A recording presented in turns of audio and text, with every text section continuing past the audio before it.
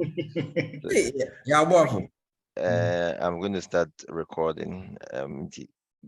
Me notify me that you are on record now. You have to be of your best behavior. Adigus, Edias. Hello. I don't know what do my camera. O camera now what do Muntina Yenti on cano. So camera Natikus. AX142, put your camera on.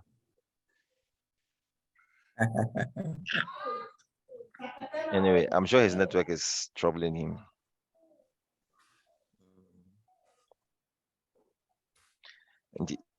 Maybe I'm one day, my camera and me so cry, I'll look so dark. I had to park somewhere and join the meeting, but I mean, it's worth it. So, and oh, Jeff, normal cruise. I hope so you are in a safe. No, maybe I'm parking here. Oh yeah, be safe, be very safe. I'm in a compound. Maybe Jeff, go catch a grand zoom you man.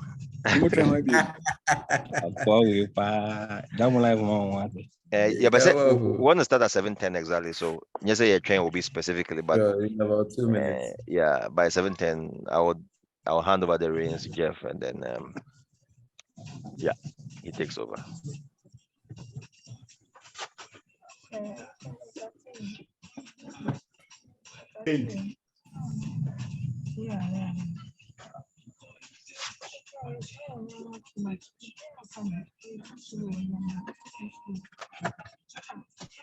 Yeah, we didn't know my way. Nyako will be away. Yeah, well, we know unfinished business. As well, why not? Let's say Kasa actually. Martin, that's the one we know unfinished business.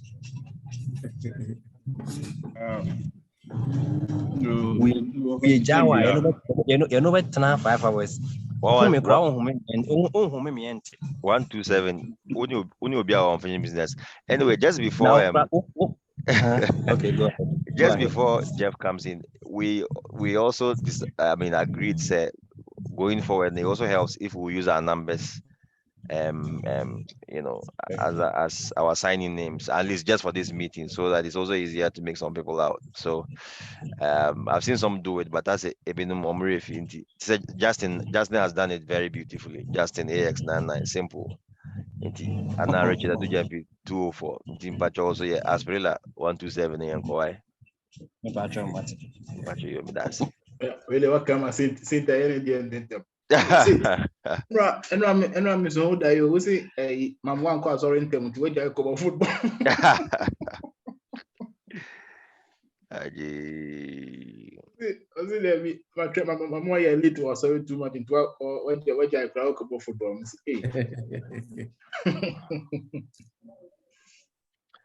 Okay. Abuziafo, thank you very much for joining today's session. This is the second in our monthly series of personal development, and we've dubbed it the AX webinar series. So today we are blessed and lucky to have one of our own, Jeff Koranteng, to share about us what insurance entails, how we protect our valuables with insurance, anything he thinks we need to know about insurance. A brief background of Jeff: he actually started out as an insurer, became a chartered insurer, but felt he needs more money, so he decided to drop the insurance hat and then go into practicing law. So now he's a full-time lawyer, but chops insurance money on the side, so he could give you a tip or two to chop insurance money. So without plenty talk, I'll leave the floor for Jeff to take us through. And those of you are already familiar with the format, he would talk to us, explain a couple of things to us, probably in about 20-25 minutes. Then afterwards, of course, we will open the floor. And if you want to ask a question or clarification, so on some of this, those of us who may not be familiar with it, you can click on the icon that raises your hand, and one of us, the moderators, Richard GMV and I are the ones moderating, could see you and then quickly ask you to talk, so that we don't have 2, 3, 4 people talking at the same time. So until then, Jeff, please, over to you. Thank you very much, everybody, for joining. Okay. let me just take the opportunity to thank everybody, the executives. With a whole match. I mean, it's good to see everybody on here. I think it's a good thing, these webinars. Last time, I joined, but I think my network was not too good. I had a question, but I couldn't ask. I hope all of us here will be able to ask the questions that we intend to ask. Before I proceed, I think, as something came up recently. There's a report on the news about your younger brothers being into some kind of criminal act. There's a lot going on, but what I was saying is we have an Akateche lawyers platform, as some people have offered to give them some support in terms of legal representation. The advice is that we desist from publishing, some of the things that are coming up as much as possible. Let's protect our younger brothers who have gotten themselves against the law. Okay, that said, I think we can zoom in straight to our webinar for today. We want to talk about insurance and then how to protect our valuables. I'll start off by saying, insurance a means of risk transfer. It's a means of risk transfer. What it means, they say, as individuals and businesses, there are certain risks that are associated with our daily lives and our daily activities. For example, car, the basic crime. So even in respect of that, there's a requirement of law say will be protected other road users. As a form of insurance, you need some basic form of insurance to protect other road users. And to be talking about motor insurance, we'll be talking about what we call homeowners insurance, and as a fire and special perils insurance. Even though this one does not relate to protecting assets, I'll also speak briefly about public liability insurance and then professional indemnity insurance. And I'll start off with the act that governs insurance practice in Ghana. Only recently as January 2021, a new act was promulgated to guide the practice of insurance. And the act is Act 1061. Jeff, sorry, 1 minute. Sorry, a lot of background. I'm trying to find the person, but if you could mute it, somebody's phone has been ringing, so I'm in where the source is. From Jeff Nanga. Okay. Yo, yeah, that's it. Jeff, Okay. Okay, Okay, great. So like I was saying, there's an act that guides the practice of insurance business in Ghana, and how insurance business is conducted in Ghana. It is known as the Insurance Act 2021. Insurance Act 2021 is also known as Act 1061. It came into effect in January 2021. All along, we had an act that was promulgated sometime in 2006, and on a guiding insurance. But recent developments, and a friend is saying, the commission moved for a new act to be passed, basically to introduce compulsory insurance. First, in Ghana, and motor insurance, and the main compulsory insurance. We have another policy that we call workmen's compensation, and also is provided under the Labor Act. And also was another compulsory insurance. But lately, because of Malcolm disaster, and some other properties that have, caved in and all that, the industry pushed for more compulsory insurance. For example, if you have a commercial building, you are required under the act to buy insurance for it. Like I have said, a lot of us have vehicles. A lot of us have vehicles. Now, under the law, no, before you can operate a vehicle on any public road, you are required to take a minimum insurance cover. Under Ghana law, no, your friend no RTA, Road Traffic Act. Now RTA, no, and only the most basic insurance with me talk for your car. But RTA, no, it is so basic. Say at the moment in Ghana, no insurance company sells RTA. It is also insurance companies also insurance for your vehicle. You realize that they will offer you third party insurance, which is now the most basic form of motor insurance for your vehicle. There are other policies. Another policy, another level, another tier in motor insurance, a friend of third party fire and theft. Third party fire and theft, you know, and also so it's a third party now, the very basic one that we have. But if the insured vehicle is stolen and not recovered, and I say if it is engulfed by fire, you would have some cover. Then what we all know to be compulsory and comprehensive insurance. So basically, when it comes to motor insurance, these are the 3 tiers that insurance companies now in Ghana sell: the third party fire and theft, and then the comprehensive insurance.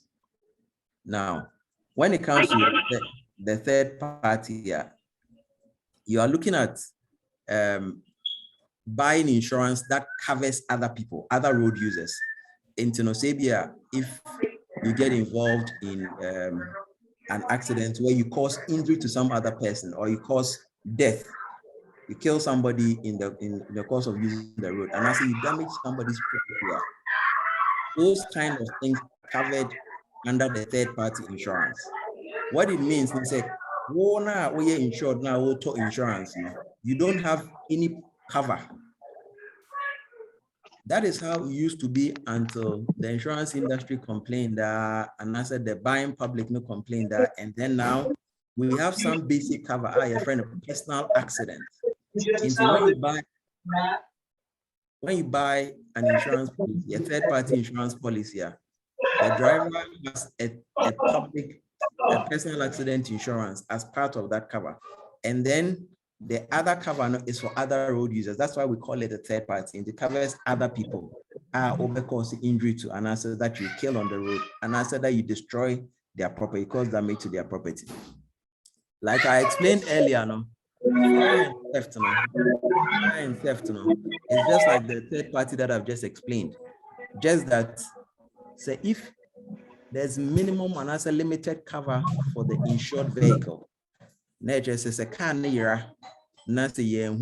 after the police have conducted their investigations, after we looked around, then you would have some limited cover for that vehicle. And I say if the car catches fire, then you also get some limited cover. When we talk about comprehensive insurance, what is said, they say everything that is not specifically excluded. In this case, comprehensive insurance, sometimes the notion that we have is that everything is covered. It is not everything that is covered per se. It is everything that is not specifically excluded from the policy. Yes, the comprehensive is the widest cover that is available for motor insurance, but any BBR any cover. I mean, when we get into the questions, we would explain some of the things that are not covered under a comprehensive insurance policy. Now, in terms of limits, every insurance policy that you buy for your motor vehicle, your limits, your property damage limits, and your property damage limits, and your injury limit for injury, and a limit for death. In fact, there's an interesting provision in the new act which prohibits an insurance policy without a limit on the amount of liability. In fact, where I sit as a lawyer, I think that law is not very good, but that is what we have for now. What the law says is that every insurance policy that you buy, including a motor insurance policy, there has to be a limit of liability. There has to be a cap. First, when we talk about liability for injury and death, now you're unlimited. Liability for injury and death was unlimited. To say be a car akunya accident, na obi pra, and I say obi free. In such a situation, and sometimes when you go to a lawyer, as a lawyer, no, it means negotiating well. You get a good compensation. Now, it is capped. In 2019, a new law was passed, regulation be a friend of CAP 2019. Under CAP 2019, if there's an accident, in terms of injury, the limit of liability per person is 50,000 cedis. When it comes to death, there's a certain calculation that we use. You say not more than 10 times the annual minimum wage. And you say annual minimum wage, 3,000, for example. I mean, I'm just using that as an example. Say 3,000 a year annual minimum wage. Nature say, in terms of a death claim, you cannot get more than 10 times that minimum wage, annual minimum wage amount. And those are some of the new things that have come under what we call CAP 2019, and then the Insurance Act 2021, which is Act 1061. And when you buy any motor insurance policy, in terms of the property damage, the basic cover that you have is 5,000 Ghana cedis. That 5,000 Ghana cedis now. So, Oko say, emphasize the car, Eko Bobi Mercedes, Eto, that's a tail light, a bar. If the tail light costs 10,000 cedis, the maximum that will be paid to you in respect of that property damage is 5,000. Now, that is the basic cover. You can buy more. If you want to buy more property damage limiter, you can pay an additional premium on top of your regular premium and then get more property damage limit. Like I've said, in terms of the injury and death, it has been capped because of the new laws and regulations that have been put in place. Okay. In terms of motor insurance, no, basically that is what it is. There were different rates for private vehicles, and there were different rates for commercial vehicles. This year, no, I think so sometime last year, the National Insurance Commission gave a directive, say, Bibi to say, Abubuya, it shouldn't be insured. Now, if you insure it at your own risk. I mean, those are some of the challenges that we have with the regulations that is coming out from the NIC. But there are things that the industry is working to correct. But like I said, no, there's cover for private, the basic cover, which is the third party that we all know, which is obviously cheaper, and it's tariff based. Until you realize, across the insurance industry, you find that the rates for third party are the same. And you say a friend say 5-seater private saloon car and you realize your rate is and I say your premium is 327 for the year. First, no, Nanka, even third party insurance, no, you might be a friend and no claim discount. Into the number of years how you drive accident free, no, every year I see that your premium reduce. Now, because of the new regulation and the new act that we operate now, the third party premium cannot be discounted anymore. Into third party premium, no, you realize that it's the same. Even in computing your comprehensive insurance premium, no, the third party component, no, the amount remains the same. Fortunately, if it comes to comprehensive insurance, you can get your no claim discounts. You can get your no claim discounts until you hit a maximum of 50%, which means there's all starting insurance. And now, if you are fortunate and you drive accident free for maybe a period of 4 years or 5 years, you can reach your no claim discount of 50%.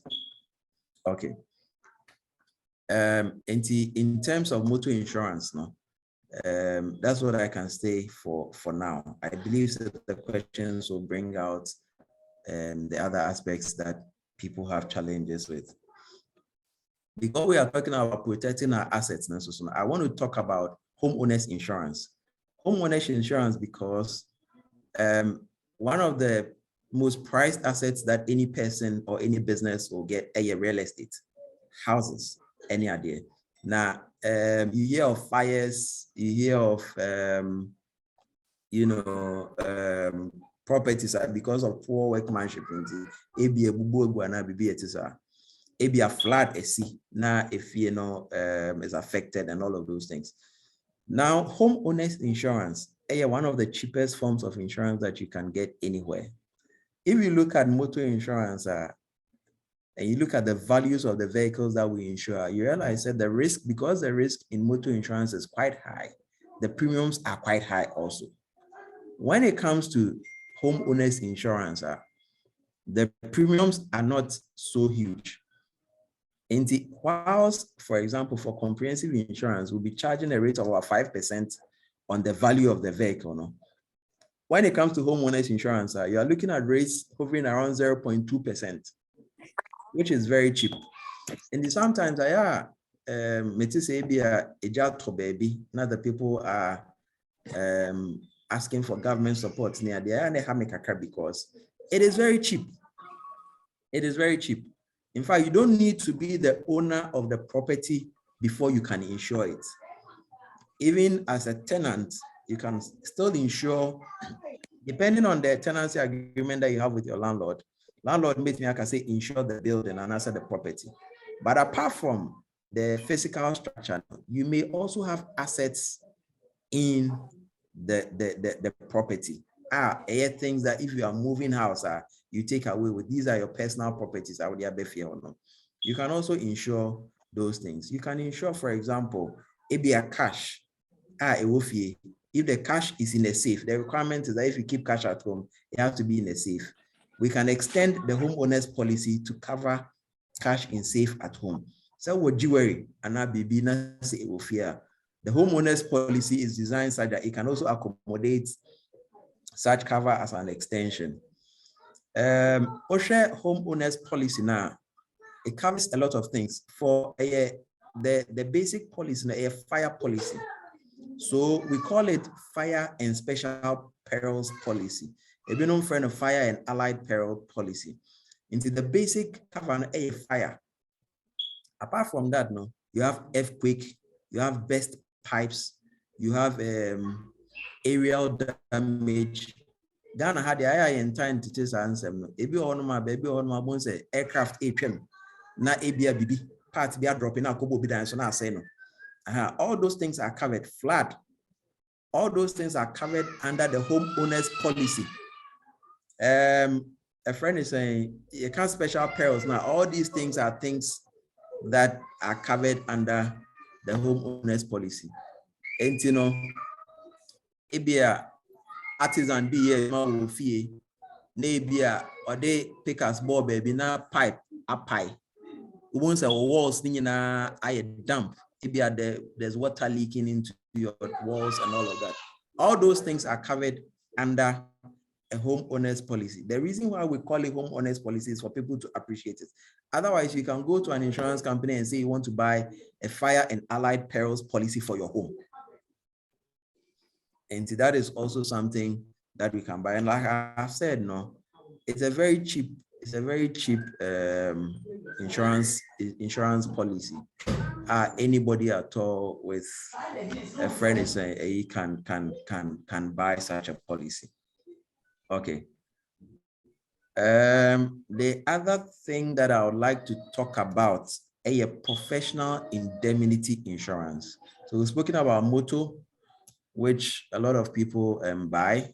We're speaking about homeowners insurance and as a fire. Even the homeowners insurance now, it can actually be extended to cover something like burglary.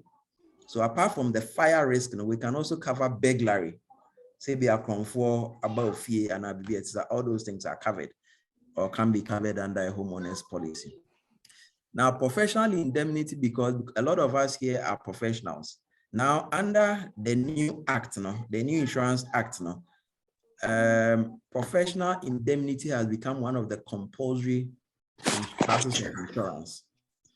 And anybody that works as a professional, it be a medical professional, it be to say lawyers, people who give advice, any idea, providing a professional service. The law requires there's a schedule of people that come under a friend is saying that framework. They have to necessarily buy professional liability insurance. First, Ghana alcohol hospital no problem, but as you now medical negligence is one of the cases, and that's one of the things that air cost of Ghana. So you get people suing hospitals and then medical professionals.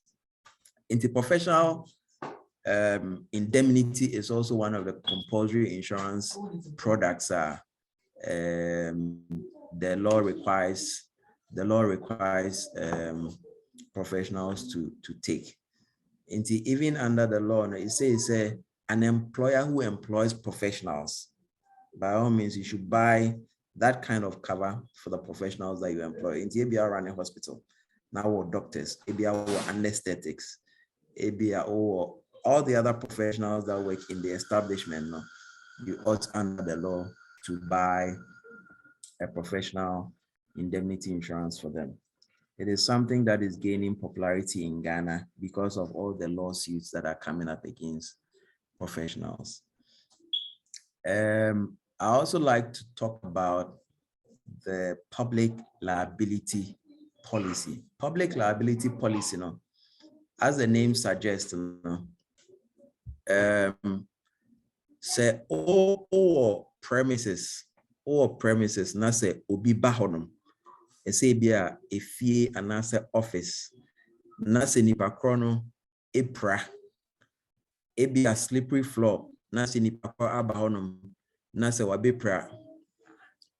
The policy gives you cover for injury now as a result of the person coming onto your premises. And it actually also provides cover for a settlement, be a legal suit, be a somebody will take you to. So for example, somebody comes into your home and this public liability policy, it can also be bought as an extension to the homeowner's policy.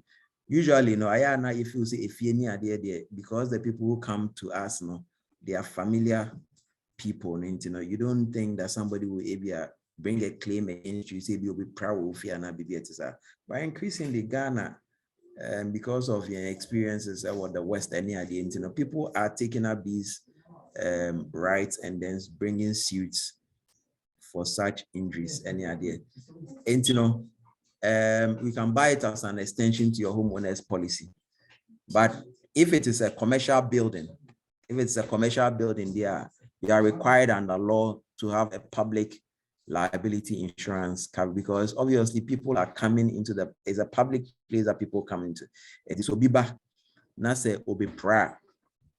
They may bring a claim against you in court, and if you have a public liability policy in place, the public liability policy will come to your rescue if there's any such claim against you. I would say these are some of the policies are in our everyday interactions. They become very handy. One of the other things, I don't know if there are any employers among us, and I say be HR practitioners among us. One of the things that is also very critical, workmen's compensation insurance. Workmen's compensation insurance. If you have a workman, let's say nehoka, whilst on the job, you are required to provide some compensation for the workman. And as a business, you are required to buy workmen's compensation. And it comes under the workmen's compensation law. Ghana, your workmen's compensation law. What some companies do, in place of workmen's compensation, you will be a friend. group personal accident.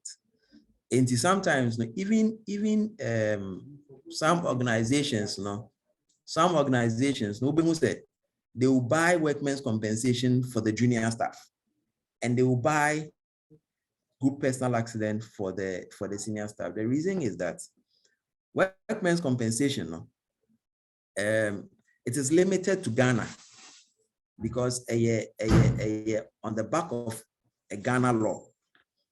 But group personal accident, no, a global policy into auto group personal accident, wherever you are, you can still be entitled to the benefit of the group personal accident. Talking about group personal accident, what it means also is that you can have a personal accident policy, one casa.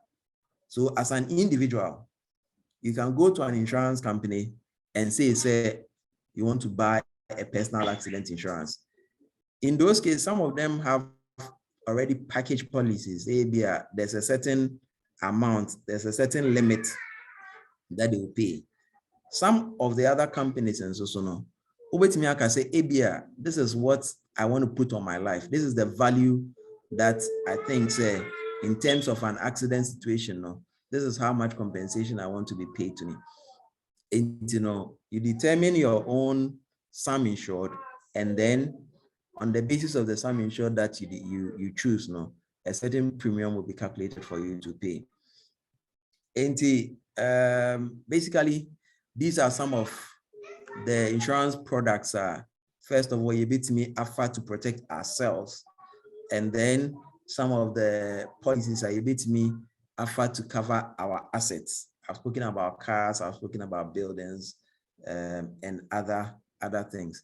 Now I'm saying phones near the you use near board near the you have some companies doing a friend is an accidental damage insurance, and TBA screen damage, and I think there are some of the phone companies in power. They have some products with some insurance companies. If your screen is broken, you can get a replacement for it after paying a certain premium. And these are some of the things, and I think I would bring my presentation to an end here, and then invite questions if there are any questions. I think the questions will bring out the nitty-gritties and then the details of the policies that I've spoken about. Basically, I've spoken about public liability. I've spoken about professional indemnity. I've spoken about homeowners insurance. I've spoken about motor insurance, and then personal accident insurance. Let me also quickly add, these are what we call general insurance products. General insurance products as distinct from life insurance. Life insurance not different from general insurance. But what the policies that I've discussed this evening are what we call general insurance products.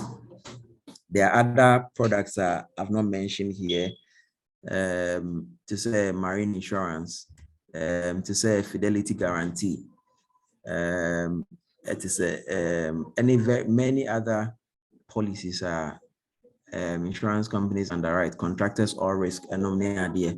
But no for businesses. And if anybody has any question about a business insurance, also so you can also bring it up so that we discuss it. But basically, in terms of our individual and business assets, these are some of the things that we can buy to protect those assets. And so I'll pause here and then invite questions. Okay, Jeff, thank you very much for your detailed explanations you've given. So, gentlemen, I would want to read a couple of questions that have already come on the chat box. Then afterwards, I would look in order of appearance, people who have raised their hands virtually, then I would call. So, I mean, first come, first serve basis. But please, if you are not talking, we beg you. I keep looking to mute mics though, but just in case I miss out, please, if you are not the one talking, you mute it so it helps all of us. So Jeff, the questions that came, let me quickly go and read them as I ask questions. So things, let's see, 1 second. Does the new act direct an independent valuer like STC to value the car, which becomes the amount to be insured for the motor vehicle? I think this has got to do with the act. Did you say 2019 or whatever? You had a name for it. I don't remember what name it was. No, the new Insurance Act is Act 1061 is Okay. All right, 1061. Okay, so I think that you mentioned that the act suggests that there should be a cap, on insurance. And I think the person is asking that does a new act direct an independent valuer like STC to value the car, which becomes more or less the maximum amount to be insured? So more or less, in adding to his question, what I'm thinking is what determines the maximum, or probably it's in the booklet or some formula somewhere where, depending on the issue, we get to know what the maximum should be. So please, if you could answer that question. Jeff, you are muted. Sorry. Hello, Jeff. You are muted. Okay, maybe let me unmute you on my side. sorry. Okay. Sure. Okay, I've completed. Sure. Yes. So in terms of the value you put on your asset, that one you determine it. You determine the value that you put on your asset. There's no requirement under the law for any valuation company to value an asset before it is insured. Now, insurance does not cover what we call sentimental value. Insurance does not cover sentimental value. Into Ubemu say, Obiwa koto ebia 1965 Ford Bronco, a antique. And I say be a 1983 Mercedes SLK, a antique. Now the value of that item now, there's a certain sentimental value to it. In terms of the actual value of the vehicle now, it is far lower than the sentimental value. Normally, no, in a situation like that, when it happens, the insurance will be looking to have the actual market value of that property, not the sentimental value. It has brought about a lot of disputes. Some have even ended up in the Supreme Court. There was one particular one ended up in the Supreme Court, but it was ruled against the insurance company because they had actually received premium for it. And so the court held that they should pay the amount that they insured the vehicle for. But that is that panel. You might go before another panel of the Supreme Court and answer any court that will take a different view, because sometimes insurance is technical. Sometimes the judges they don't fully appreciate the technicalities of the insurance contract. But it is the value, the actual value of the car that is insured, and answer the property that is insured, and not the sentimental value. What I was talking about capping now, let me read a section of the new act to you. And the title of the section, I'll say avoidance of contracts of insurance of unlimited amount.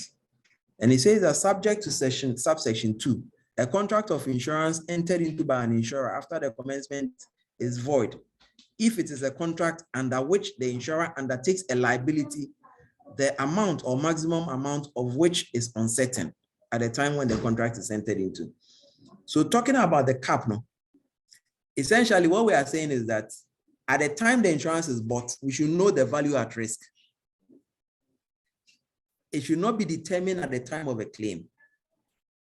That is why I was saying, when it comes to liability for injury and death, and nothing at cap 2019, no, I'm a ceiling.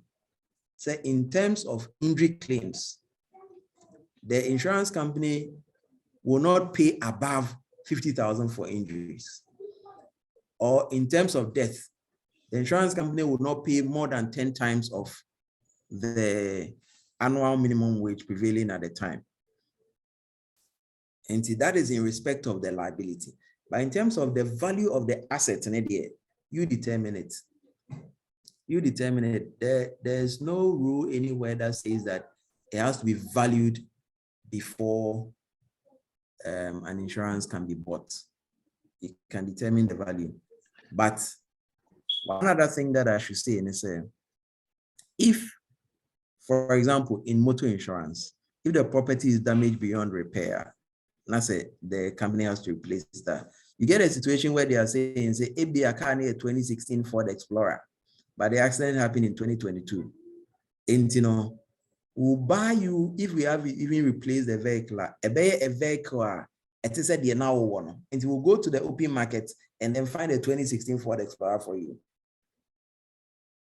And even if we have to pay cash, which the insurance company is entitled to do, they will be looking at the market value of a 2016 Ford Explorer. That's how much they will pay, not the current value. And to answer your question directly, you are not required to go to a valuer to value your car or your assets, be it a building or machinery. You determine the value. The only problem is that at the time of a claim, they might now go to the market and find out if indeed the value that you insure the property for was the market value or there was some sentimental value attached to it. Okay, Jeff. So to double up on that, it means that as of now, per the Supreme Court ruling, the premium you pay, and the corresponding sum insured, and that will be paid to you. But if a different panel sits on this and the ruling changes, then you're like the premium that you've paid and whole corresponding sum insured might be at risk. Will this be a correct deduction? Well, yes. What I'm saying is that, you see, the insurance that we underwrite in Ghana, Yeah. Our history has been gleaned from the English legal system. Okay. And the insurance Ghana would take up policies and other things from England. And to say the principles that govern insurance across the world and the Commonwealth jurisdictions, they know they use Ghana. Sometimes you go even in the Supreme Court in other cases, depending on the reasoning of the panel, they may decide to go in a certain direction. So currently, one of the Supreme Court decisions that have come, and it say, once you have paid, so in that case, if I'll give you a certain background, Abra or declare car, when people are importing things into the country, sometimes they devalue it so that import duty back form. In the Abra or imported car, or the a certain value and the imported car, or insurance, no use the true value of the car. The true value of the car was higher than what he declared at the time of importation. And at the time, claim, the insurance company went back to the custom declaration and then used the value on the custom declaration to pay the claim, saying that was the true value of the car that was declared. Now Supreme Court said, Debbie, you cannot go back. You have he proposed a certain figure as the value of the car. You accepted it and then charge him premium based on that. So at the time of claim, you cannot go back and take the custom papers and say, because at the time of importation, this is the value used for the custom declaration. That's what you are going to pay. So that was the decision. But when it comes to cases in court, cases are decided on a case-by-case basis. And to say, in a particular situation, the panel will decide in a certain way.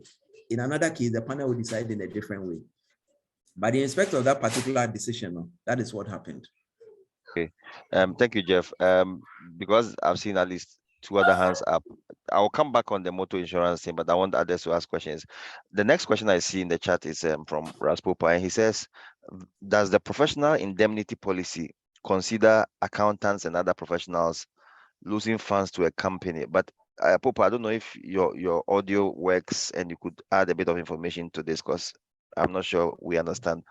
Does the professional indemnity policy consider accountants or other professionals losing funds to a company? So maybe accountant could invest in a stock or something or lose some money. Probably that's what he means. But Popa, if we've misunderstood your question, you can clarify. But Jeff, that's the question. Does a professional indemnity policy consider accountants or other professionals losing funds to a company? That's the question he's typed. So Popa, just in case we misunderstand what your question meant, maybe you can either audio or type further. So Jeff, please, over If to you say you. losing funds to the company, if you can clarify, losing funds to the company. So that's why my suspicion is, to say what's their name, savings and loans, but yeah, some of them place monies in wrong investments, and their money, I mean, the funds of the various banks or financial houses got lost in wrong investment. In such a case, for instance, let's take an investor, I mean, an investing person, investment professional, will such a person be held liable? And if the person is held liable, can insurance come in for him? I suspect that's what he is saying. But Papa, just in case I've misunderstood your question, you can come back. Okay, so basically when we talk about, and now Papa said, basically when we talk about professional indemnity, it deals with professionals that are advising, and I say, so for example, an accountant, and I say a fund manager, or advise, and I say a broker, financial broker, or advise a customer, say this investment is a good investment. It be a portfolio where you would be able to, a friend is saying, make these, a friend is saying, you can get this benefit out of it.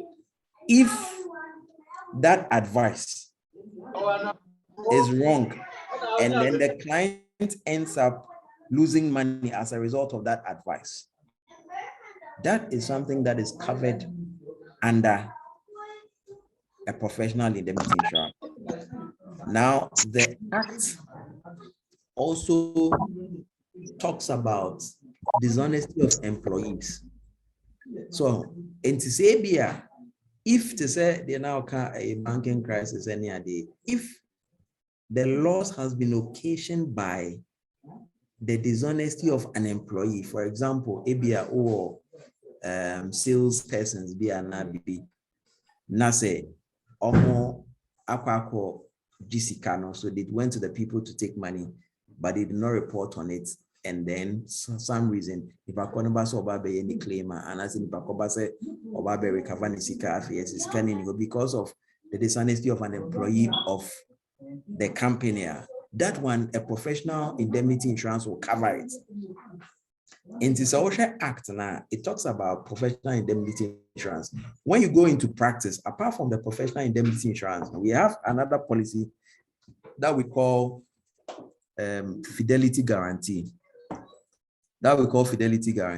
And also deals with dishonesty of employees. So basically, a professional indemnity insurance, it covers the professional, and I say a professional firm, from losses that will be occasioned to people that they deal with, their customers, and I said their clients, because their clients have lost out on maybe an advice that they gave. So basically, that's what the professional indemnity will cover. Jeff. Yeah, Papa. Yeah. On the way, for instance, an accountant at the scale bank. Yeah. Accountant at the scale bank, and then on the way, there is a robbery. Yeah. Under his professional capacity, also quite deposit. In this case, so person who that stuff now, would you go for the burglary, robbery, or theft, or the professional indemnity? Because he was on the professional duty or quiet banking at the end of the day, Okay, so your special policy for that. Your policy be a friend money insurance. Under money insurance, your cash in transit, cash in safe. In this Forex Bureau near Diano, and then conform dealing with a lot of money to say a market woman any idea to say coffee fishing hub or motor fish near the Muhusika, they be filling stations near the. They do what we call a money insurance. Money insurance, and like I'm saying, there's cash in transit. In that robbery now, it will come under cash in transit. Okay. In the robbers number that will be covered under a cash in transit policy. Now, cash in transit policy, it has a limit. And I said there are limits. And you know, if ABA movements from ABA factory to bank, and I say ABA from warehouse to bank, and I said from bank to warehouse, and I be when him say ABA at the end of every week now, because of a casual staffs near the be an 100,000 a week. Into every Friday be a 500,000 but a tabletop. Into your cash in transit policy now. You can have a limit of say 200,000 because if there be 100,000, they will have 120, they will have 150, any idea it will all be covered under that limit. Into that situation now, what can I do? A money insurance, a friend is saying under the cash in transit policy, you know, it will be covered. So if you have a safe in the office, that one can also be covered under the cash in safe policy, where you declare the limits. And to say, if the safe is broken into, and I said the safe is even carried away, now say you can show proof of that safe no more within the limits that you have paid premium for. No, it will also be covered under the money insurance. Okay, thank you, Jeff. Thank you, Popa, for clarifying. Theophilus, please, you are next.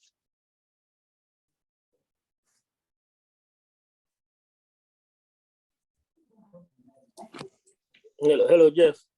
Yeah, Theo. It is a Nyamia Dominia. yeah. This is cliche once. Okay, let's get to business. I don't understand when the person does insurance, like motor. At the time of doing it, he gave you the value, the actual like a truck. Yeah. The truck was 250,000. Yeah. And the truck got involved in an accident. Yeah. Or no, on a truck, no. When the truck gets any issue, he does replacement by like a fresh part. Mm-hmm. You get it.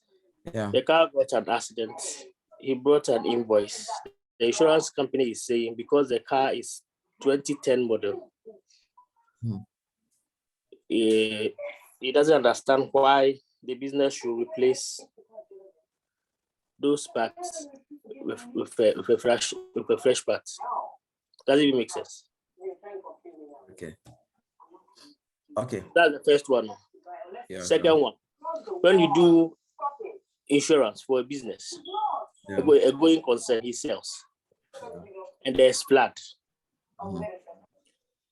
At the time of the insurance, you know, normally banks we do insure stocks. Yeah. So at the time of the process, we insured the content at that time. You get it? Yeah. And we gave you money to buy in stock. The stock came a day before the flood came to your shop. Now the place is flooded. You are saying because the items that were purchased new were not part of the list, you will not pay. So in this case, the insurance company helping the bank, or they are just covering their interest. That's the second one. Okay. A third one, a staff. A staff uses BW. What would you say? Okay, now movements outside in April. A staff uses BW. Before my bedroom, before we do my Muslim element. And they do for Nako. Huh? Do for Nako. I'm with our go. Masa, Jarov, Namkambini. Oh, we said to Musa Akanamenko. Oh, Articles. Jeff. Okay, to me, articles now. I never drop it. What a car, and now, what insurance comprehensive. Yeah. What I know is a a garage, fitting shop. Insurance is easy. It's easy, yes. Now, how do I know that mechanical medical on zo insurance? Because we took a no mechanical. If I will see and I'm boy. Yeah, that's correct. How do you go about it? Say, you see the mechanical. Okay, Martin, how can I say? So, how the kind of question could be some mechanic can say, or insurance covering the cars is a deal. Because now I have to go, you know, if you see no. Okay, so and the second one, last one is here. Why homeowners? Spa 24th of December. Also want me to take note. And 25th holiday, 26th holiday. Almost there push call Monday, Tuesday. And in this case, no day because we busy sad period now. Still, I was losing it. Yeah. Okay. Okay, so as you hold on to the last question, let me try and answer the 4 questions that are on the table right now. It's my main starting free articles last one. Into insurance no it expires at 12 midnight on the day of expiry. Instead of 24th December by 11:59, na policy now expire. In other jurisdictions, sometimes they have about 15-day grace period. In Tubons, as insurance not expire, they will still keep you on cover for 15 days after the expiry. And also, within the 15 days, say one could hear a renewal premium now, then the policy lapses. Let's just say anytime after the 15 days, the owner claim I will not be paid. Anytime within the 15 days, if you have a claim, you would have to pay the annual premium for that particular year before your claim will be paid. Unfortunately for us, we don't have such policies. So unfortunately, you would have to renew your policy before it expires. For a lot of the companies now, they will send a renewal notice 90 days.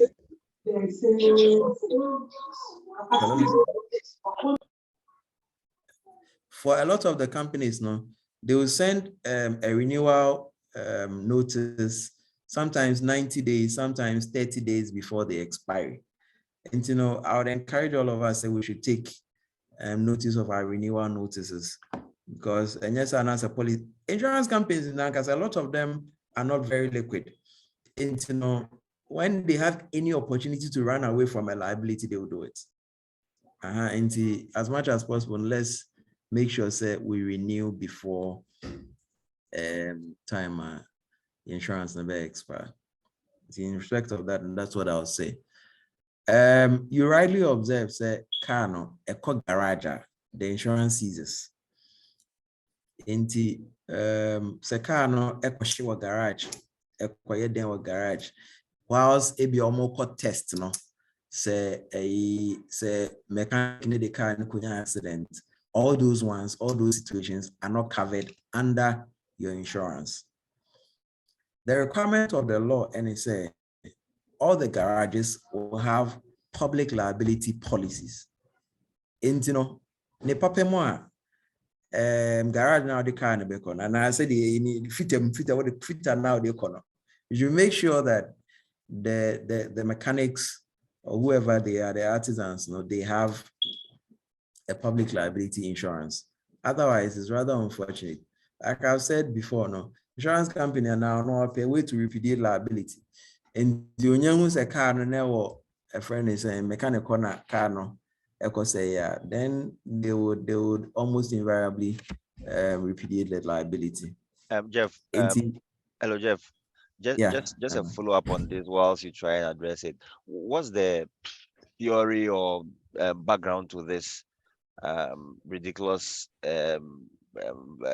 article that when the vehicles at mechanics or fit more, your policy ceases, and why is it in our statute books? Or as usual, I should go and beat the useless parliament we have.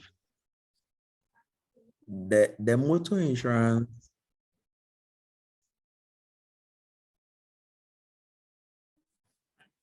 Nana. Okay, so usually the motor insurance now, it covers road risks. It covers road risks. And it is actually a principle of insurance that we have inherited, like I've said before, from England and wherever we took our insurance knowledge from. And once the car gets into the custody, the principle is that, and it is not in the law. You see, Ghana Mrano, it's a common law. And the borrowed and I said the inherited law no applies into the principles of insurance. Now you inherit, they all still apply unless they have been specifically varied in an act and as a regulation. Into like I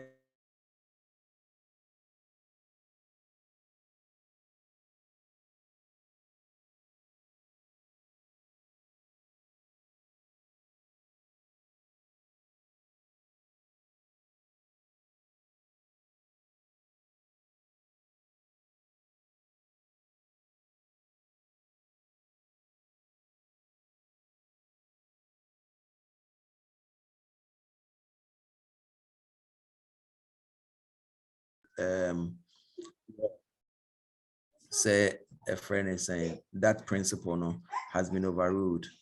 As at today, I say once the car goes into a garage, under the principle of insurance, the insurance ceases until it comes back from the garage. It's rather unfortunate, but that's what the insurance principles are. Okay. Nana Patrol, you okay? Pupa.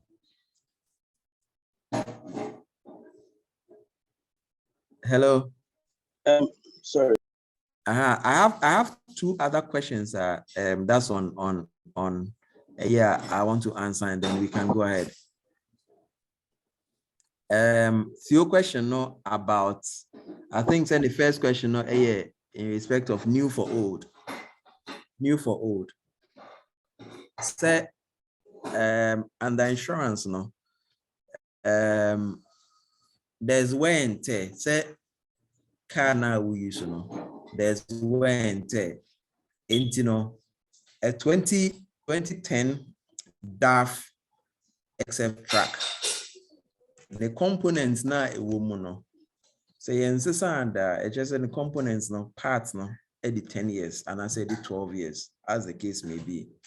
And say if in the time of an accident, if there's a second-hand market where we can find that part, then we will find that part on the second-hand market and then use it. If Jeff, why will you replace me? I'm using my car. I buy brand new things to replace it. Why is the insurance insisting that we do second-hand, replace the second-hand parts? So if you want a new part to be used for the repair, and I say if that's what you want the insurance company to pay for, there's something that we call contribution. Look at this. There's something that we call contribution. And yes, and to say if the new part costs say 1,000 cedis and the second-hand part costs say 600 cedis, the difference between the 600 cedis and the 1,000 cedis will be the contribution that the friend is saying the insured will have to pay, and I said the claimant will have to pay to top up. I mean, these are practically, when it comes to claims, these are things that can be negotiated. But the principle is that if we have to replace new for older, then there has to be contribution on the part of the claimant. No, but when he was paying, he insured the car. 2010, he insured the car for the current market price, 250,000. And then he informed you that I replace my parts with brand new parts because of the work. He hauls liquefied petroleum gas. You get it. So those things, Tor even insists that the car meets that standard before they allow you to the compound. Exactly. So why should you even insist that you buy second hand? Because I've informed you that this is a requirement of Tor. If you want to get new for old, you can actually request for it and then pay additional premium for it. I say even the normal insurance that we sell, the operation of insurance, there's no standardization. Even the standard insurance that we sell,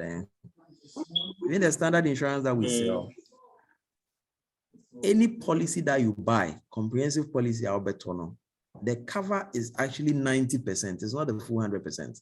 That is why when they are paying, they say it's excess and as a deductible. He paid for excess. He paid for third party. They made room for third party rooms. You get it? Yeah. He paid for all of them. But when there's time, when the car got involved in an accident, when there's time for them to pay the claim, and then they started contribution, less something. A lot of deductions. So the man got annoyed. Oh. Yeah, it's sad. It's sad. I mean, Ghana Hanum no, unless the car is less than 12 months old, always no contribution will apply. If the car, you buy a brand new car and within 12 months there's a problem, then most insurance companies will pay the full value. But beyond 12 months, if you want full value, then contribution will apply. So if it's beyond 12 months, so why don't you also reduce the premium? If that is the case, you have to also devalue the price of the car and then devalue the premium. You get it? That's why because if that is the start of the insurance company, you have to also at least try and come into compromise with the customer. You get it? Tio, go and find a lawyer and stop at me. He's just telling you what you know. Go and find a lawyer, good lawyer. Hey Frank, go and have sex with your wife, please. I mean, well, you see, the kind of insurance products that we have in this country, if you compare it to some of the products that they sell in other jurisdictions, you realize because our insurance companies are not so strong, as much as possible, they try to cut back on their layouts. And contribution near there. You can get a company where because of the kind of business that you give to the company, they can waive all these things. Sometimes contribution. If you do it through a broker, a broker would not apply all this because according to the man who was doing through a broker, the broker pays every amount that he sets. And so in Ghana, the kind of brokerage that we run in Ghana, the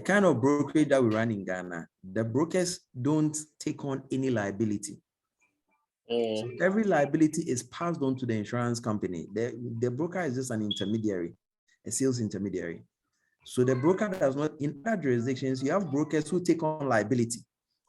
In the brokers, now you're from underwriters. It happens a lot in marine insurance. You get a broker no business no. Ebia ono ankasa be underwriting about 20% of the business. Now a CD of 80% of the business to an insurance company. But in Ghana, the kind of system that we run in Ghana, no, the broker does not carry on any liability. If you have a good broker who has to say, some of the very strong brokerage companies in Ghana, they can negotiate claims. They can negotiate claims. There are a lot of things happening until they can negotiate claims and get good deals for their customers. But the point I'm making is that where you want new for old, for example, you would have to pay a contribution. If there's excess, almost a contribution, if you understand the excess, no. And you know, that is what we have at the moment. Okay, Jeff, thank you. Because of time, we will have to move on. But and if you can, Jeff is a lawyer as well, in case your client. Hello, can I ask one question, please? There, just hold on a minute. Yeah, waiting before you. Why? Yabi, please go on. Okay. Yabi, your hand has been up forever. So yes, sir. Hello, can you hear me? Yeah. Okay, sorry about that. I wanted to sorry everybody. I wanted to ask this thing. Now, okay, I'm going off script a bit. So I'm going to ask about some policies you did not talk about. First one is PT, Right. because we have. I'll talk about MPs among First one is what? PVT. We say first one is what? Your voice is a bit. PVT. Yeah, your voice is a bit. Political. Okay. Can you hear me? Well, now yes, your voice is a bit muffled. Can you hear me now? Yes. Okay, sorry. I was talking about PVT. Okay. Hello. Can you hear me? Yes, yeah, we can hear you now. Okay, I was talking about PVT. If Jeffrey, if you can hear me. Yes, I can hear you. Please go ahead. Hello. Okay, so I'm asking about PVT. Now, first of all, we have MPs amongst us and other political entities. Okay, so I was thinking maybe you might introduce that to them for politically exposed people. Hello, Jeffrey. Yeah, yes, but this PVT thing, could you add what is it? Is what's the? In fact, political violence and terrorism. Okay, so what you are talking about as a policy does not exist in Ghana. You see, it does. I think because okay, so let me finish out. So let me give you. Okay, I'm an IT person, everyone, but then I am with Ghana Reinsurance. Okay. You know that. So it's one of the things we are trying to, I would say, market around Ghana. Okay. Okay, so that's so.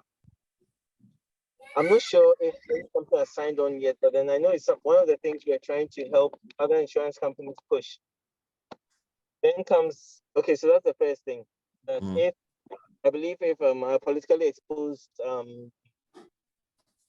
members on the platform, I think it's something they could think about.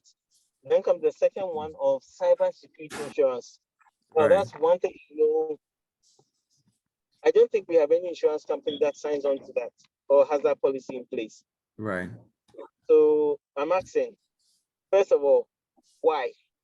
Is it that we don't have, let's say, the background to ensure that if anyone signs on, the person could have a good cover, the person could, put in measures to prevent any such thing happening? Like, why is that no insurance company in Ghana actually has anything when it comes to cybersecurity? Okay. So let me go back to your first question first. So in terms of, that's why I'm saying that maybe Ghana Re is trying to promote the PVT that you talk about, but to the best of my knowledge, there's no insurance company that sells such a product. Now, under the fire and special perils insurance, there is terrorism under fire and special perils. Okay. So if you buy a fire insurance, there is that car that you get under that bigger policy. But that's why I was saying that as a standalone policy on violence and terrorism, you will not find, unless you know that there's a company in Ghana that sells that kind of policy. But I am not aware of that. Okay, thanks. It may be a product that is in the budding stages, but even before that comes, terrorism is a peril that is covered under fire and allied perils policy. Okay. Now, cybersecurity is also something that is Ghana, the insurance company evolves quite slowly. And so, just like you said, but cybersecurity, for example, is something that I believe that if you approach an insurance company, something can be modeled. At the end of the day, it is the policy document that has to be developed. Yeah, the wording. The wording that has to be developed. Yeah. So if anybody has a need for cybersecurity insurance, and what I think is something that is coming up strongly.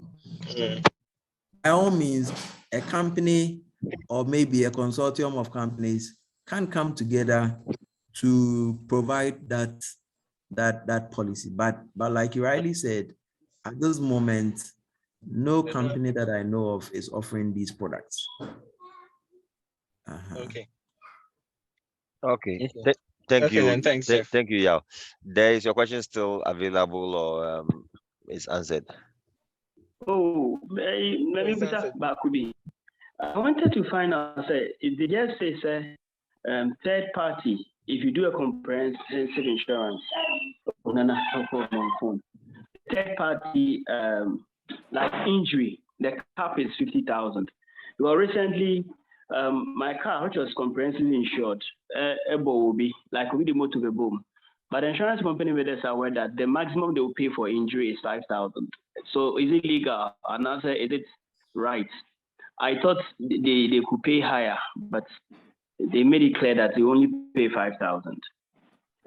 If you can answer, then maybe I ask the second question. So, okay, you can ask the second question.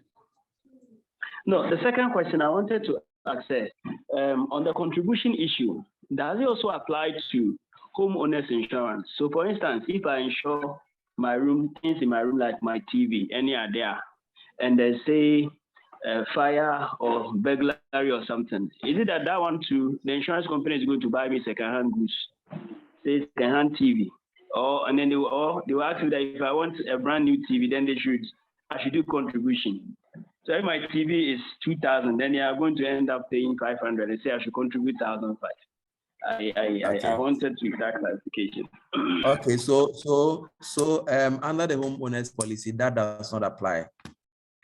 That does not apply. So you don't get to pay contribution when it comes to the homeowners policy. So that I believe answers that second part of the question. The first question, no, when it comes to injury, like I have said, under CAP 2019, the limit is 50,000. And I mean, we settle, one of the things I do as a lawyer is that I settle injury and death claims. You need to push the insurance company. For example, I settled an injury claim for an 8-year-old child who was knocked down by a vehicle. When I went to the insurance company, I don't want to mention the insurance company's name. They told me point blank that they are not doing more than 1,000 cedis. We settled for 85,000 cedis. Oh, so it's something they do. Yes, I mean, and I told them that, and I told them in our negotiations, I told them that if I go to court, I'm going to get at least 1 million. So if they want, they can pussyfoot around it, and then we can go to court. Recently, I did another settlement. This was a death claim for 50,000. So the insurance company, as much as possible, is trying to, reduce their liability. And so you need to push and push and push. It is property damage that is limited to 5,000 as a basic, even that you can buy more property damage. When it comes to liability for injury or death, under Cap 2019, per person is 50,000 for injury. And then death is 10 times, a maximum of 10 times the minimum annual wage. The minimum annual wage. Is it minimum annual wage of the person, right? No, the annual minimum wage is determined by the tripartite committee. So for example, if the annual minimum wage is say 5,000, I don't know the current one, but if we say 5,000, that one is not based on the person, is the okay. annual minimum wage that TUC agrees. Okay. So if it's a death claim, then they do up to 10 times of that amount. Where I sit, even that, I think it is small, because the one that we settled recently, the guy who died was a fisherman, a young man, 25-year-old man. So when we settled for 50,000, the family was very happy. But you're looking at a situation where, for example, you have a top-level bank manager, you know, and then the cap is what? Annual minimum wage times 10 if it's death. It's a situation that, you know, is problematic. And when at the time Cap 2019 was being discussed, you know, we got some insurance practitioners who came to us to say that we should challenge it, but it's been passed, and that is what it is, at least for now. But I am actually waiting for a client that will come to me and say that let's go to court and challenge this. But you can always get more. Yeah. 5,000 is very low. Yes. Please, my last question. Sorry, Nana. No problem. Yes. With regards to, let me put two things, the same thing, but divided into two sections. With regards to cash in transit, it doesn't, whoever is carrying the cash, doesn't really matter whether it's a professional accountant or a sales girl or anything. That is one.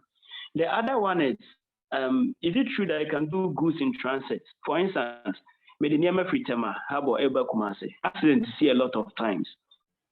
Some of the goods get missing and other things. Can I insure the goods that are coming from Tema to say Kumase? And whose duty is it? Is it a truck, the transport owner, or the owner of the goods, or just anybody at all can insure those goods that are coming? Okay. So first of all, cash in transit, it does not matter who is in charge of the funds. Sometimes in the policy, there are limits. Sometimes they even limit it to who can carry the cash.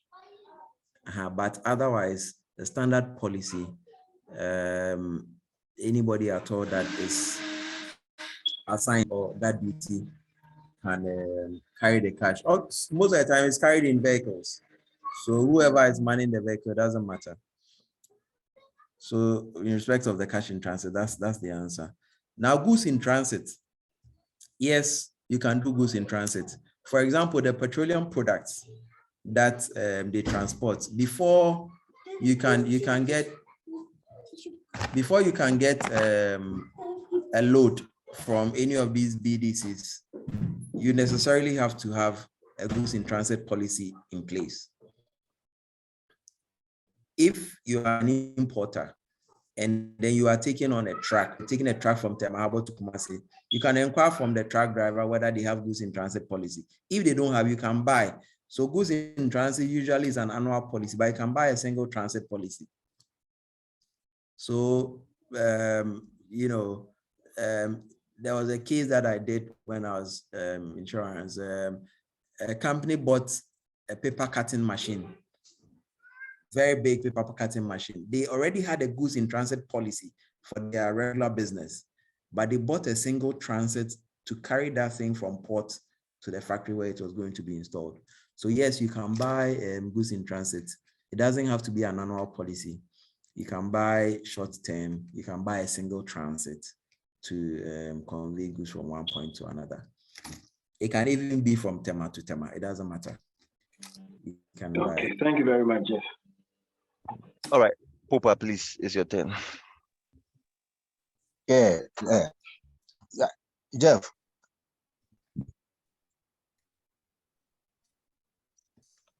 Yeah, hello, Jeff. There is this thing about the insurance, proximate cost. Are you hearing me? Yeah. Yeah. Yes, I can hear you. Yeah. To say why insurance on fire? But then the moment that mishap never ban, the insurance for I feel no more kind the proximate cost, whether gasoline, LPG gas or electrical. I don't know how it's not a quick way to cheat the client or something, especially when it comes to these proximate costs. And then say as person then say na we say ka kind of be jade e betimi aba and the ones who are expanding the causative agents so na premium ne so kese. Okay. When it comes to proximate costs, one of the key things that you need to understand what we call intervening circumstances. And you know, when something sets in motion a peril, so you are talking about fire, for example, until the fire is set in motion at a certain place, and then it travels and destroys other properties. Into the property at the last end of the road, you know, the fire that actually gutted that property, you know, was caused by an electrical fire in the first house on the road. And this is a proximate cause. That place where the fire started, that is the proximate cause. And this is the cause of the peril now. Then the insurance company is liable. When there's an intervening circumstance, for example, a journey to and a friend is saying windstorm, a buy into the windstorm now becomes an intervening circumstance. Windstorm ne my journey swa ne de nafa south na akose other properties for honum. So now in determining liability, no, you're asking yourself, say, it dana started with first property, no. Property no by virtue of a windstorm, no. I could pure baby before no. What is the cause of damage now? I could baby arranged windstorm no day a journey call, you know. So it is just a way to refuse liability. If the insurance company can find, say, ABA, idea way you see, you know, and you win beboma against it. It's just a way to repudiate liability. But if you can determine, say, even though me was in Andrew, no, a journey started with Foyano, and no na a bar me honum. And if a journey started with Foyano, if it is insured, say journey copy was in Andrew, it is still covered because the proximate cause of the damage in St. Andrew, no, is what started at the fire. But what I say? Yeah, once we can get a direct link from where the thing started, and if where the thing started, no, ensure that the peril is insured that it will cover even up to the last one. Okay. And this is the situation. This is the situation now where the fire started. No, maybe in a scenario case, maybe electrical. But then start to and gas LPG ne start January fee hono. It is the investigations, no. In that case, no, then it becomes that back and forth stuff, no. Because I mean, feel and kijani to move, but Janet to first house, no, so gas and explode here, and from an ba me fie about best me fie. In that scenario, no, how do the client no obey me a balance them? Like I've said, no, once we can trace it directly to the source, unless there's an intervening circumstance. So, for example, even in liability cases, to say obia oyare, the person is terminally ill, but if you onya nerve shock, now the question will be near the kuni pakrono. Is it a terminal situation, no, and I say a nerve shock in the kuno? So, like I've said, no, a practical situation, every case will be decided on its own friends and characteristics. But if you're able to establish a direct nexus between baby at the initial, any baby at the damage was caused, then it is a claim that is payable. But if there is an intervening circumstance, situation be any insured,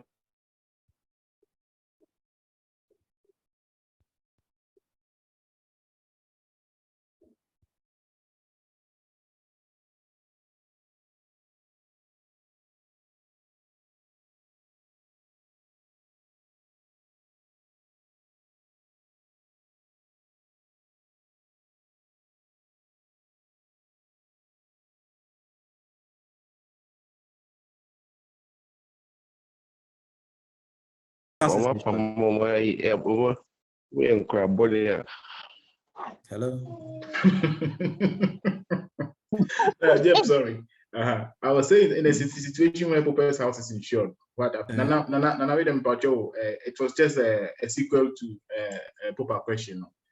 You may tell.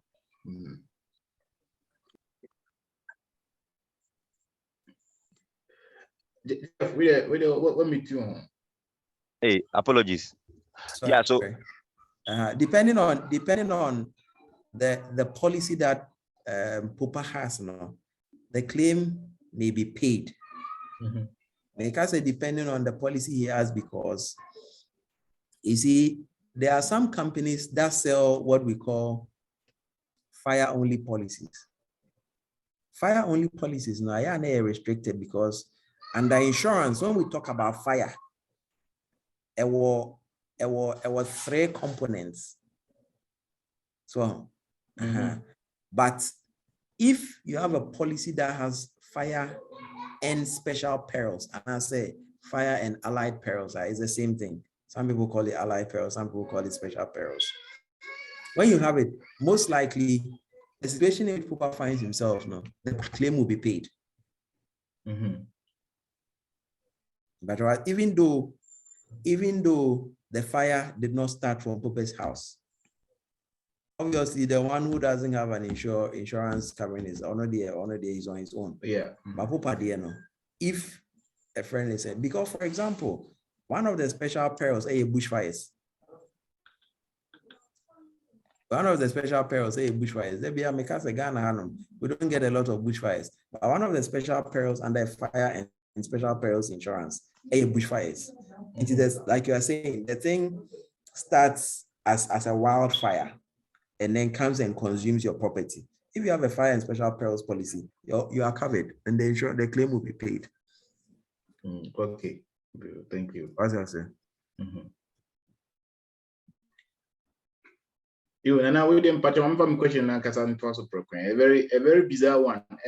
If patrol insurance, do they insure land at Asia and Casa? I'm asking this in response to litigation issues. Another litigation, but in the end you lose it. But is it possible for you to insure this land? Is it allowed? No, we don't insure land. Say friends, assassinated the whole. So we don't insure land. Yeah, but I mean, she quite the whole. But for the period when you have the lease, it belongs to you. But in between, there is the issue of litigation and stuff, which may also arise, and in the end, you lose it. But insurance, for example, in the situation where they allow you to insure it, insure, is this possible? You see, the insurance you are buying is not for the land. It's for the property sitting on the land. Okay, all right. And the land, no per se, is not covered under the insurance. Okay, that's it.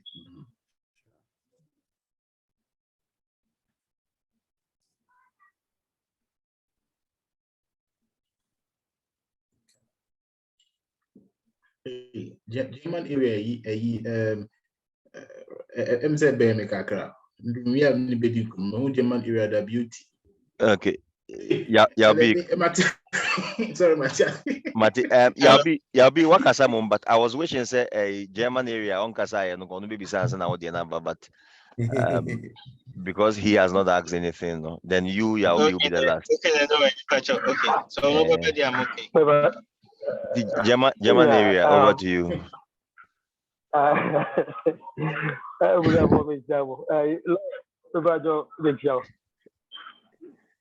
Yeah, Josu, German. Yeah, German area, WT. No, I need Germany.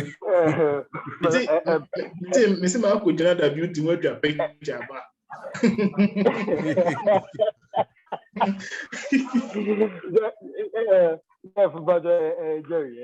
Jerry, Prince Jerry. Oh, okay.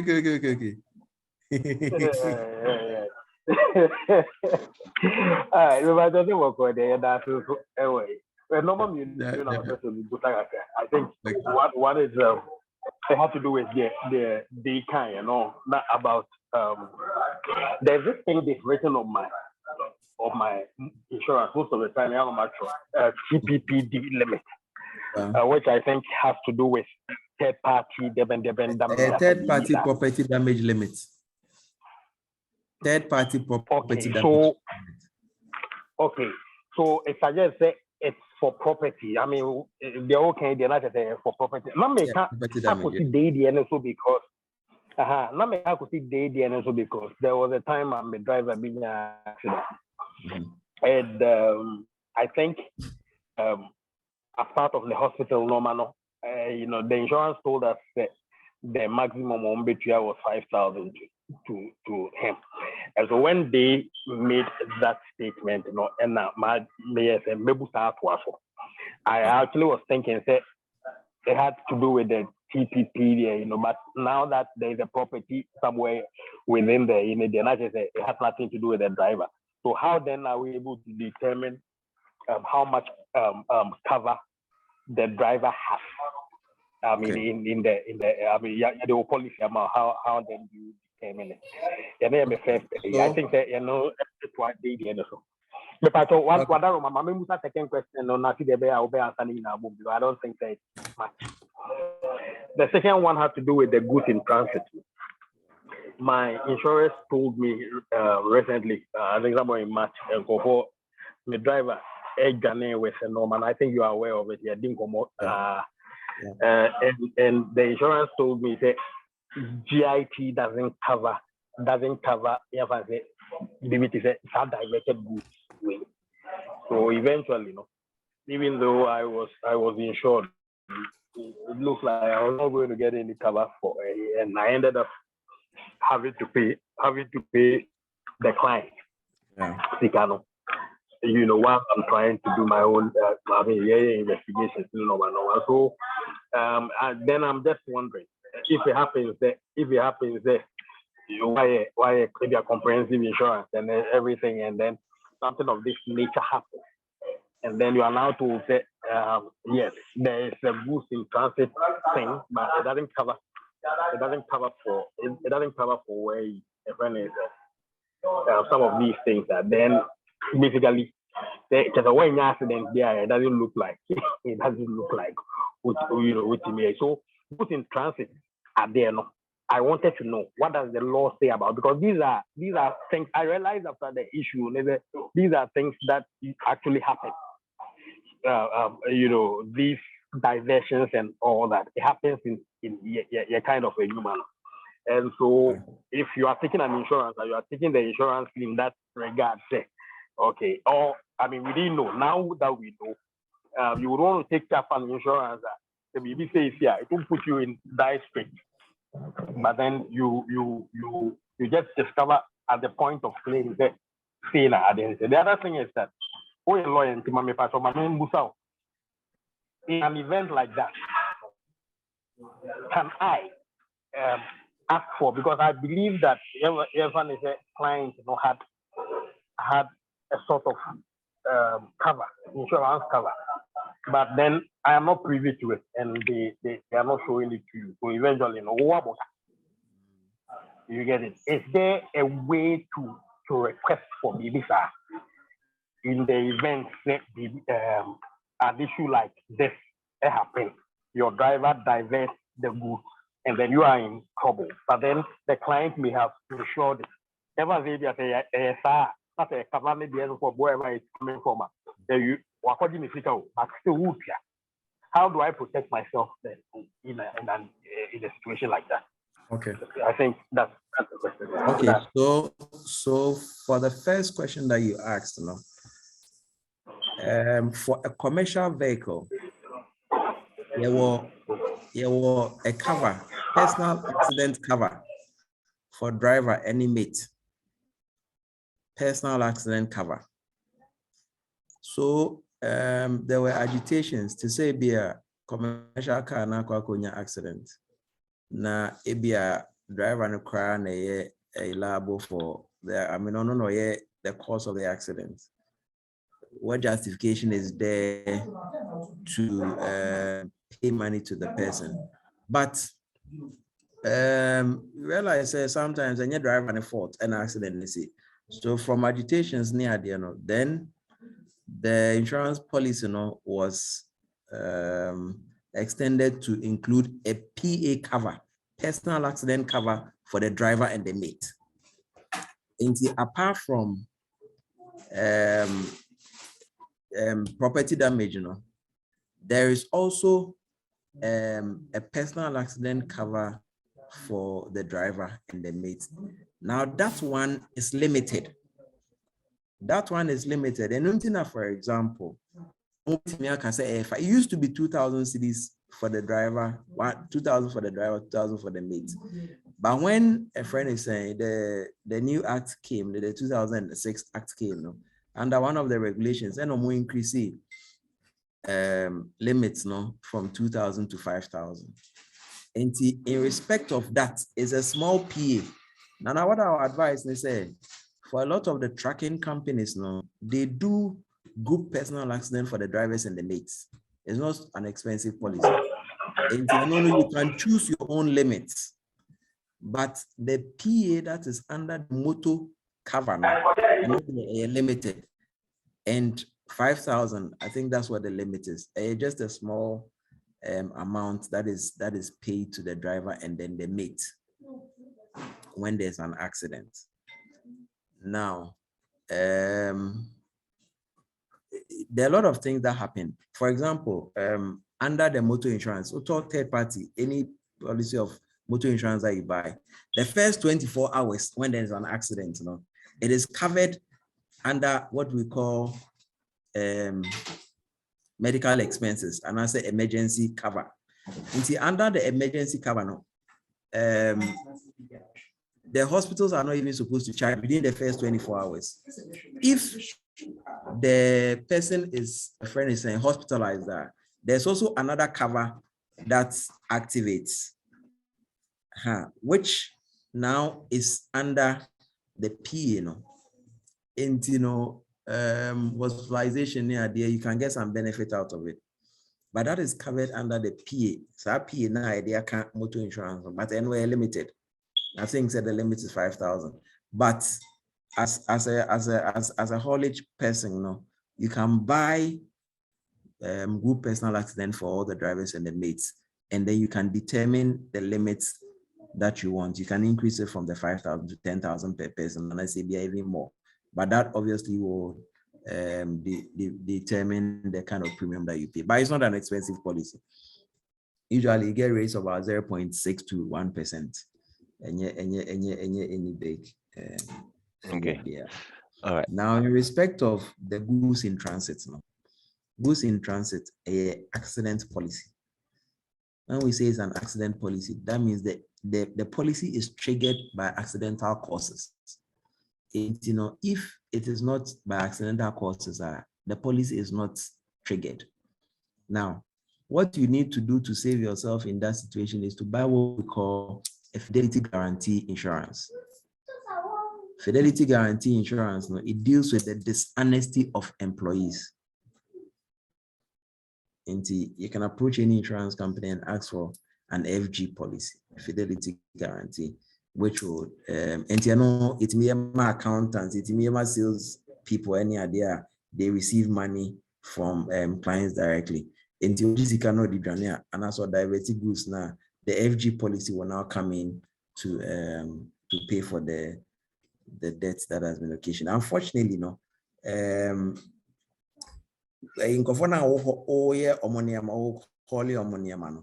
they may have their own cover that will cater for the goods. Sometimes, if they are importing the goods, sometimes a friend is saying contract of carriage, it's even door to door, and I say be a warehouse to warehouse. Until say goods in do warehouse, the insurance, the marine insurance still covers the goods. And you bet me up a friend saying, "Nini claim all right," but if the person is callous, not so person you still have to pay. Unfortunately, his insurance will not cover you. Okay, thank you, Jeff. So we'll take our last question from Yao, and then we will just about run away from here. Thank you.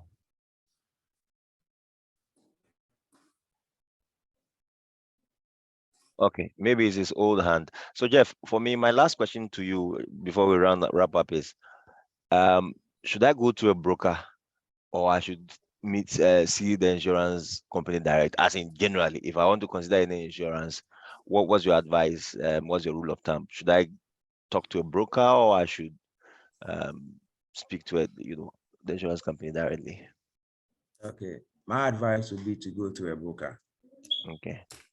The broker, because the broker is an insurance professional who understands the key terms of the policy, and the person will be able to advise you on what kind of insurance cover you need.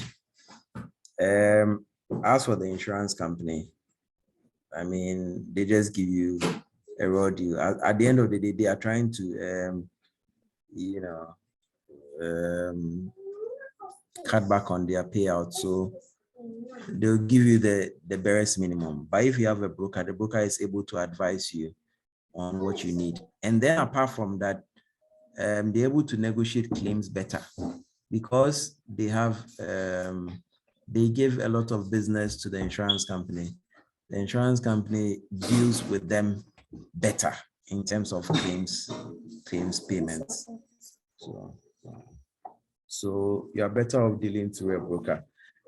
You know that when it comes to insurance intermediaries, we have brokers and then we have agents. The agents are loyal to the companies because the agents are tied to companies, but the broker is a professional that deals with every insurance company. So if they're even able to advise you on what products to buy from which company, because some of the companies may have cheaper premiums, and then some of them may have much better expertise when it comes to other products. And so the rule of thumb is that go to a broker. Very okay. Very good. Okay. Yeah, I called you, but you didn't speak. I don't know if you can still see. But anyway, Collins, you've not asked the question yet, so I'll give you the last chance, and then we would say thank you to Jeff. We promised ourselves 1 hour, but we are almost hitting 2 hours. Collins, your hands are up unless it's an accident. Hello. Can I come in quickly? Yes. Yeah, you can go ahead. Okay. Sorry. Hello. So Jeff, I wanted to ask one question. Now, Collins, but you hold on 1 minute. Yeah. The Yeah. issue Go ahead. about insurance Okay. is mainly about the. Hello. Yeah. Please proceed. So I said the issue about insurance. Is it my end? But I'm struggling to hear you. I don't know if it's same for everybody. Something like theft and burglary. Actually. Yes, yeah. Yeah. So I was saying that, you see, for me, I think the issue about insurance is mainly about the wording. you need to understand what's in your policy. Like the thing about theft and burglary, actually two different things when it comes to insurance, right? So, and then with that, I'm asking, beyond this interaction, Jeff, are you available to us? Let's say, because a couple of us might have some policies, maybe we're not sure about. Can we just pass them through you to help us understand? And Mimbusa, will it come at a fee? Oh, That no, is no, your no, no. service I mean, beyond this platform, like beyond this. yes, yes, obviously, why not? I'm always available. I'm sure my number is on the AX platform. Hello. So I think that so what I'm saying is that yes, of course, I'm always available for consultation, and obviously this can come at a fee. It's going to be a pro bono service. All right, God bless you, Jeff. Finally, Collins, and then we can end.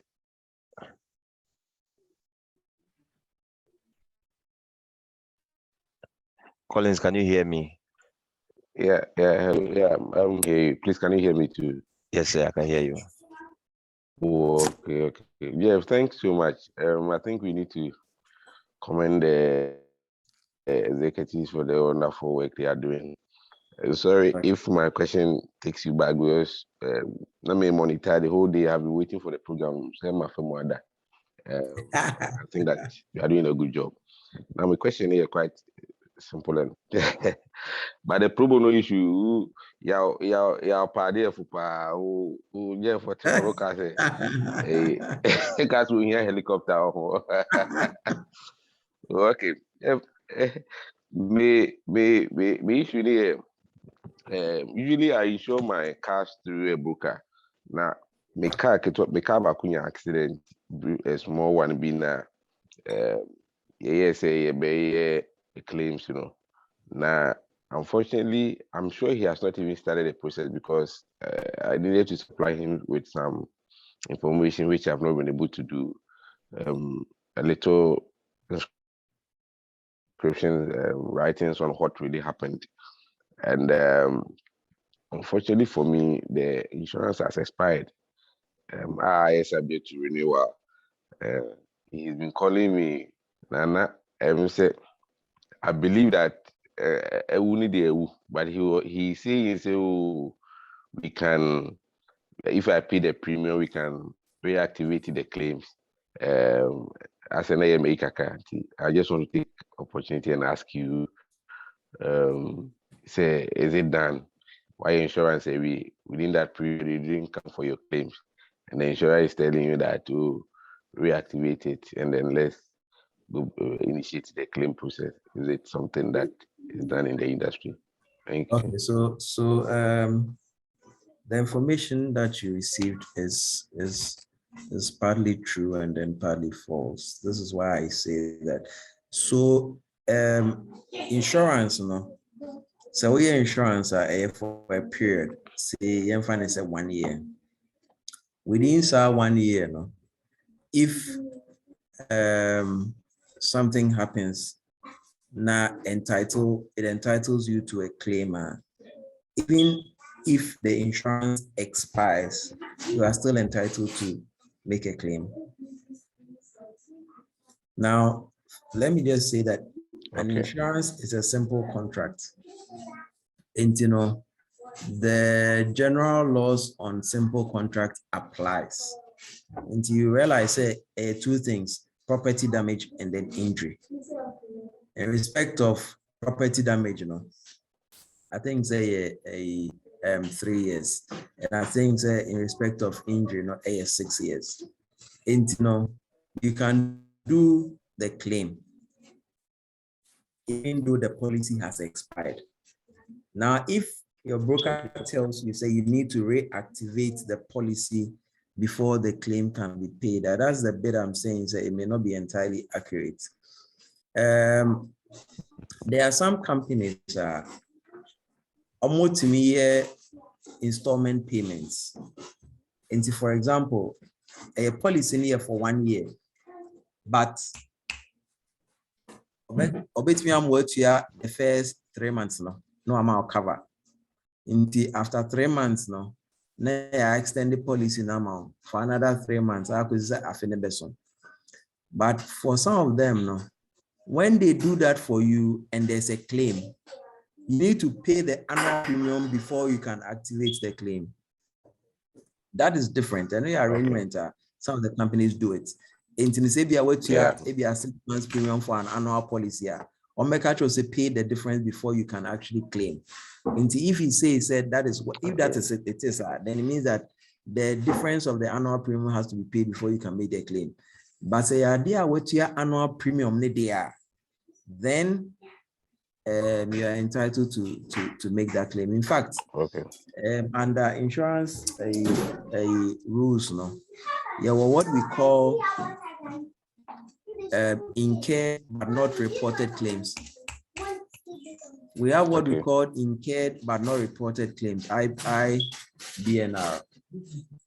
Until the insurance company is required by law to make provision for IBNR. Because every time I say claim, it happened within the insurance period, but the person did not report. Maybe an any accident is here, now go to hospital. By the time we be free hospital, then the insurance now expire. But because the insurance company has a provision for IBNR, the insurance is covered. The claim is payable. Yeah. Okay. Thanks so much, because the last part answers the question rightly. Okay. Because now it happens a month ago, which I should have done, I should have reported, but now it's a time on Koye. I think the last part answered it very rightly. Thanks so much, Jeff. We'll talk backstage. All right, friends, family, thank you very much for everybody's time. And Jeff, thank you. You've sacrificed 2 hours of your time. I can see everybody wants to pull a piece of you, the kids, but thanks to them for donating you to us for the past 2 hours. So we would bring today's session to an end. Of course, I'm sure other questions will follow, but we are grateful. And to the AX group too, I'm going to load this on our YouTube page in the next probably 2 hours.